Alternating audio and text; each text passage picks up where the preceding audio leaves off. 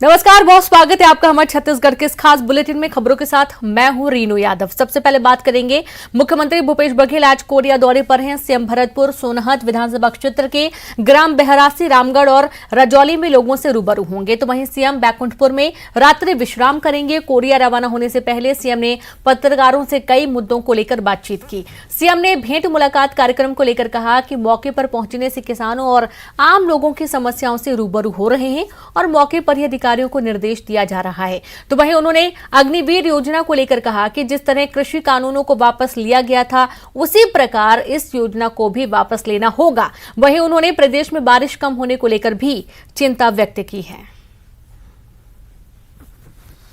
तो लगातार ये कार्यक्रम चल रहा है और भेंट मुलाकात कार्यक्रम में बहुत सारे योजनाओं के बारे में जानकारी भी मिलती है और जनता को जो परेशानी है, किसानों को परेशानी है, उसके बारे में भी हम लोग निर्णय लेते हैं।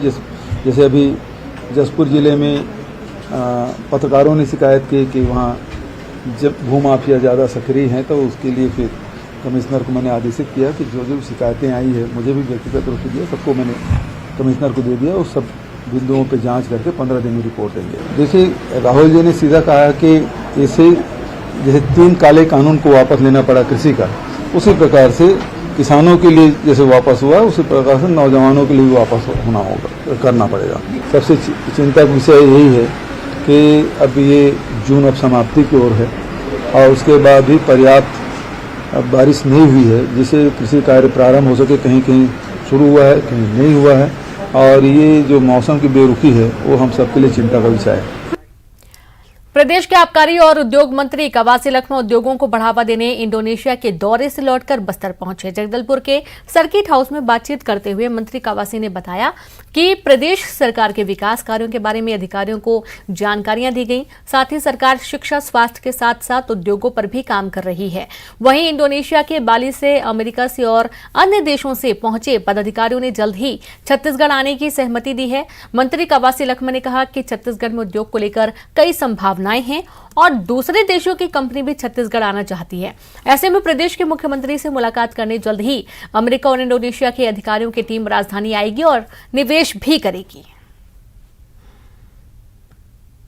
उनको भी निवेदन किया कि छत्तीसगढ़ सरकार की तरफ से, माननीय मुख्यमंत्री की तरफ से मैं आया हूं, हम सरकार तरफ से जो भी मदद होगा आपको पूरा मदद करेंगे। छत्तीसगढ़ छोटा राज्य है, नया राज्य है, गरीब लोग, किसान लोग रहते हैं, इसलिए इस क्षेत्र में आके आपको काम करने से वहाँ के लोगों को लाभ मिलेगा। उन लोग दोनों कंपनी वाले आश्वासन दिया है कि हम जरूर कोशिश करेंगे कि आपके मुख्यमंत्री से, आपके सरकार से हम लोग भेंट करेंगे। हम लोग जो शिक्षा के बारे में झारखंड में करना है, सब बस्तर में भी करने का कोशिश करेंगे। अगली खबर रायपुर से है, जहां पर छत्तीसगढ़ दौरे पर बीजेपी महिला मोर्चा के राष्ट्रीय अध्यक्ष, जी हां, रायपुर पहुंची बीजेपी महिला मोर्चा की अध्यक्ष वानथी श्रीनिवासन। बीजेपी महिला मोर्चा की 3 दिवसीय प्रशिक्षण में होंगी शामिल।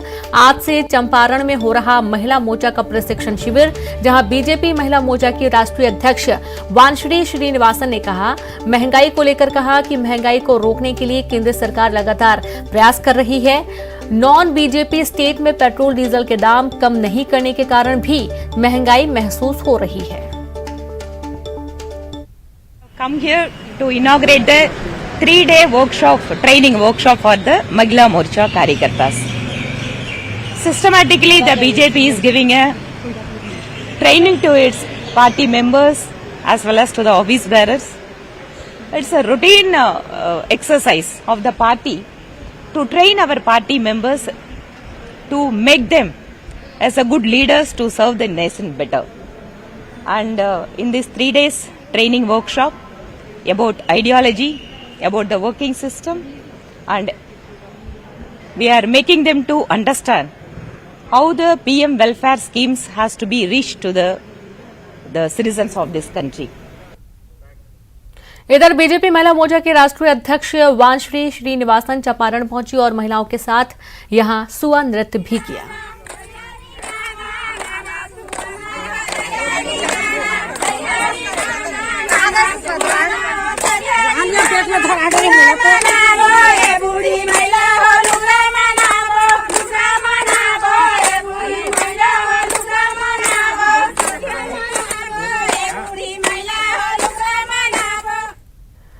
खबर रायपुर से, जहां पर एक्सिस बैंक घोटाले में बड़ा खुलासा हुआ। फर्जीवाड़े की 1 करोड़ की रकम एनजीओ के खाते में जमा हुई थी। पुलिस ने एनजीओ की महिला संचालिका को नोटिस जारी किया है। 11 लाख नकद जब्ती के साथ ही खातों में फ्रीज कराए गए 20 लाख रुपए। शातिर आरोपियों से पूछताछ में बड़ा खुलासा हुआ। 2 करोड़ 51 लाख रुपए से ज्यादा की रकम जब्त हो चुकी है। बेंगलुरु निवासी एक आरोपी को हैदराबाद से गिरफ्तार किया गया है। बैंक घोटाले आरोपियों की रिमांड आज होगी खत्म। 2 बैंक मैनेजरों समेत 5 आरोपियों की रिमांड खत्म। आज कोर्ट में पेश करेगी पुलिस। आरोपियों को दोबारा ले सकती है रिमांड पर। हैदराबाद से गिरफ्तार 2 आरोपियों को लाया जाएगा। आज सत्यनारायण वर्मा और साईं प्रवीण रेड्डी को ट्रांजिट रिमांड पर लेकर रायपुर पहुंचेगी पुलिस टीम। 8 आरोपी अब तक हो चुके हैं गिरफ्तार। मुजगहन थाना इलाके का ये पूरा मामला सामने आया है।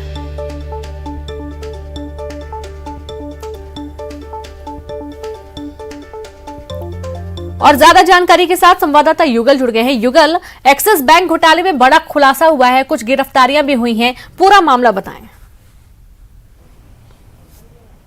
देखिए रेनू, अब तक 8 आरोपियों की गिरफ्तारी हो चुकी है और 2 करोड़ 51 लाख रुपए की जब्ती है ये पूरी पुलिस ने की है। वही 20 लाख की जो राशि है वो पुलिस ने फ्रीज कराई है। बड़ी बात यह है कि जो आरोपियों ने जिस तरह से पूछताछ में कई राज खोले हैं, जिसमें 1 करोड़ से अधिक की राशि है एक एनजीओ को ट्रांसफर किया गया है और जिस एनजीओ के संचालक है महिला संचालक, उसे पुलिस ने नोटिस जारी करके ये पूरा मामले की तहकीकात में जुटी हुई है। 7 ऐसे आरोपी हैं जिनकी रिमांड आज खत्म हो रही है, तो उन्हें न्यायालय में पेश किया गया है और उनकी रिमांड लेने की मांग पुलिस है वो करेगी, क्योंकि अभी तक के छत्तीसगढ़ का सबसे बड़ा ये बैंक घोटाला है। 16 करोड़ का ये घोटाला है और पूरे अंतर्राज्यीय जो गिरोह हैं वो इस पर लगे हुए थे। एक एक करके पुलिस है वो गिरफ्तारी कर रही है।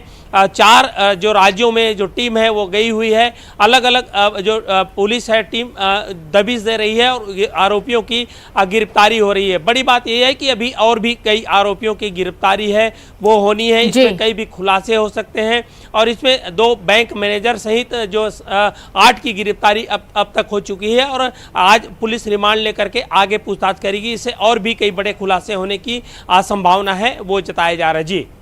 जी बिल्कुल, बहुत शुक्रिया आपका युगल। तमाम जानकारी के लिए लगातार बने रहें। तो आज संभावना